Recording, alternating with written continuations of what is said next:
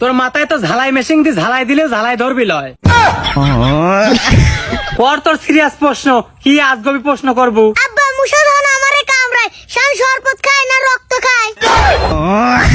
আরো বললাম না বুঝছে কে বেটা তোর গায়ের ভিতর কি শরবত? আচ্ছা আব্বা ও কথা বাদ দাও, আর মুসা এসে যে আমারে কানের ঘরে ঘ্যান ঘ্যান করে, হ্যাঁ করে। তে ওরা এসে আমারে থ্যাংক ইউ কয় না আই লাভ ইউ কয়? কে বেটা মুসা কি তোর গার্লফ্রেন্ড যে তোকে আই লাভ ইউ কবি? তা কি কয় ওরা? ওটা হচ্ছে মুসার ইঞ্জিনের শব্দ। আরে ভাই ওটা মুসা অ্যালার্ম দেয়।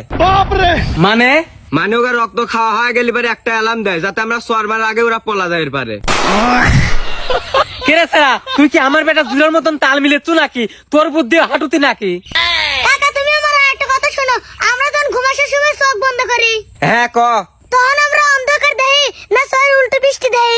আরে জিরো এটি একটা রিফ্লেকশন, আমার মাথার ভিতরটা খালি জায়গা আছে, আমরা ঘুম আসলেই সেই কালো জায়গাটা দেই যেটা কালো।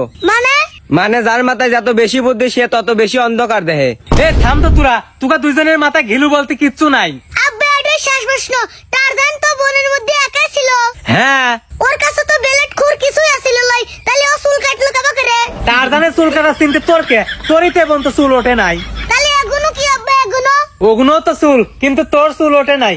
quack quack quack quack quack quack quack quack quack quack